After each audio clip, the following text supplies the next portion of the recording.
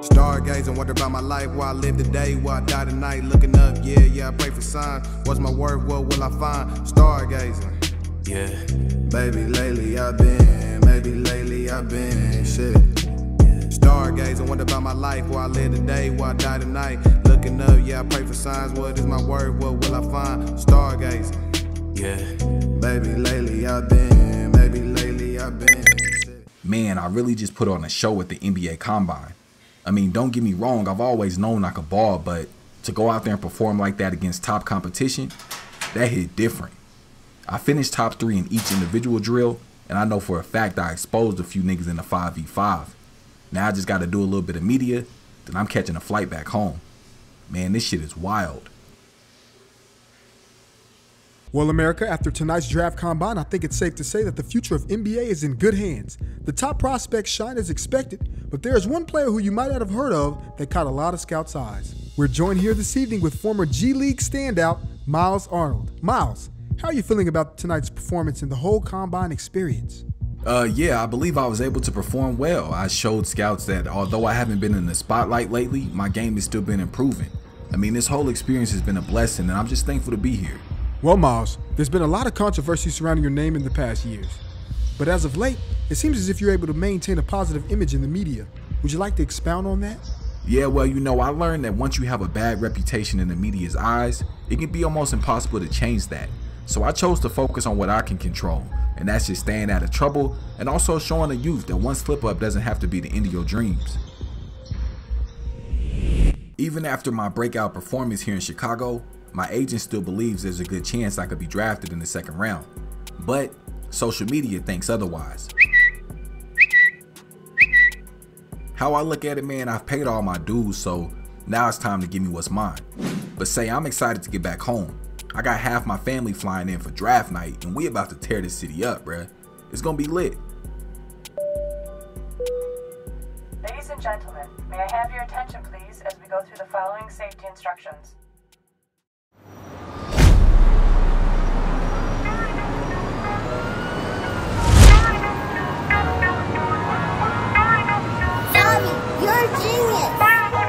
The biggest day of my life is finally here. I'm really about to accomplish something that only 1% of the world will ever come close to. As y'all know, the grind has been anything but easy. But through all that bullshit I went through last year, I stayed solid and just kept working. Now, since I didn't get invited to the green room for the draft tonight, my agent is having me and my family over to his crib.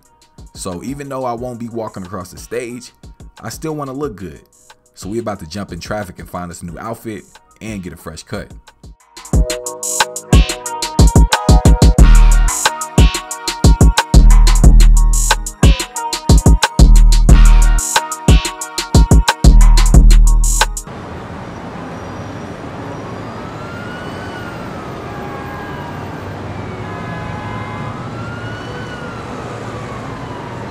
Now y'all know the first place I had to come was the Nike store.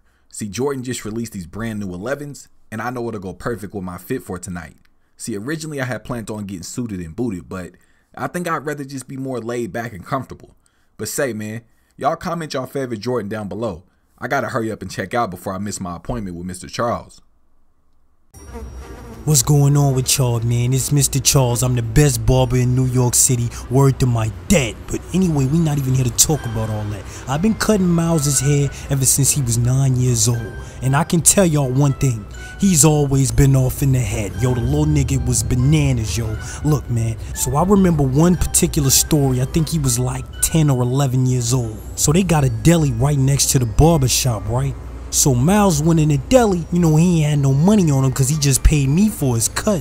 And he asked the Ock for a free chopped cheese, and the Ock ain't want to give it to him, right? Yo, word to my life, I witnessed this little nigga go in the alley, pull his pants down, take a shit in his hand, and he smeared it all over the fucking deli sign, bro. I can't even make this shit up, yo. Yo, he smeared the shit all over this nigga's sign, man. I was like, yo, this is crazy. Like, bro, over a chopped cheese? Say, man, as we get deeper into this series, y'all gonna start being introduced to people from my past. Now, everybody gonna have their own different stories about me, but remember, I was young, so don't judge your boy. But hey, in honor of this new chapter I'm about to start in my life, I decided to chop off all my hair. I'm leaving the old Myles behind and I'm reintroducing myself to the world. Now, I'll be honest, I'm a little bit nervous, but that normally means I'm doing the right thing.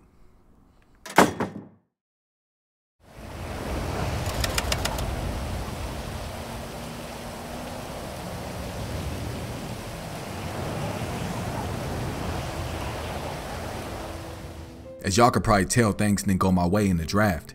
And at this point, I'm feeling like fuck basketball.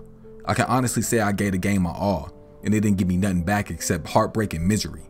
At the beginning of this whole shit, I promised to keep it real with y'all. Well, this is as real as it's gonna get. I quit.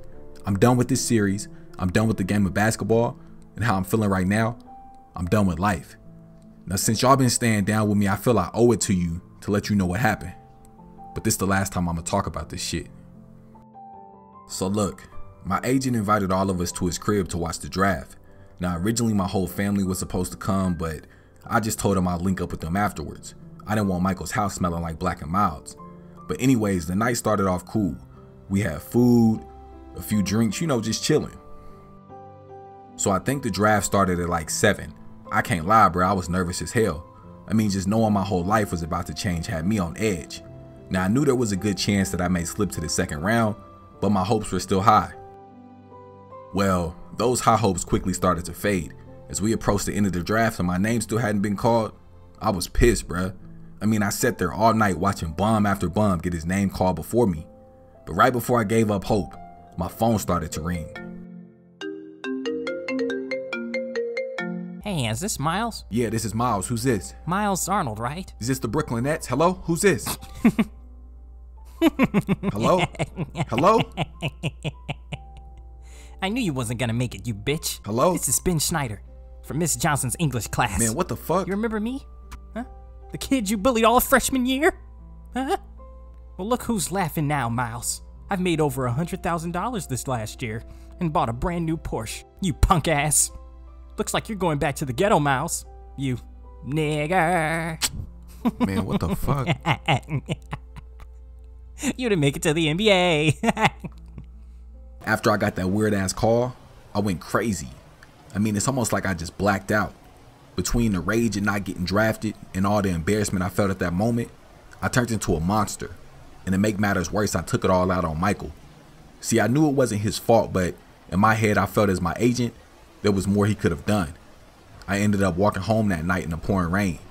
I really didn't give a damn about nothing. So now I'm here, right back to square one. I haven't left the house since that night. Look, I don't know if I've ever been depressed, but I'm pretty sure this is what it feels like. I haven't ate, I haven't showered, I haven't done shit, but sit in this room and try to plot on my next play. Myles, come here for a second. Man, hold on, let me see what she talk about. All right, now that's enough. I know that you're hurting, baby. I know that you're disappointed. I know you've given it your all. But baby, you made choices and those choices have consequences.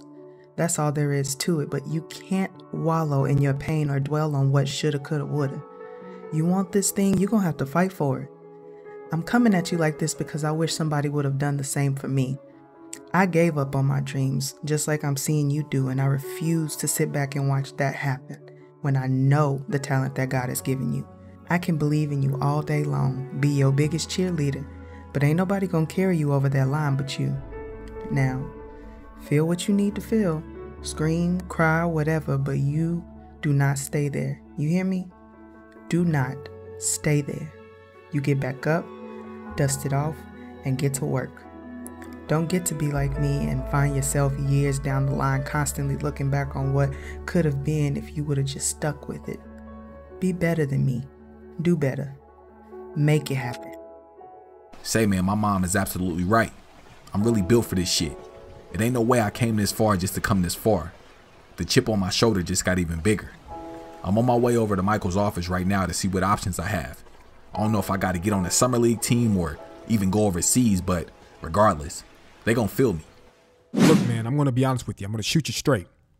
You getting your name called overnight was a bit of a long shot. I mean, come on, you got a DUI a few weeks into your college career, and then you abruptly drop out of school after getting tied up with some gangbanging drug dealer. Oh, yeah, and on top of that, you're only 6'3".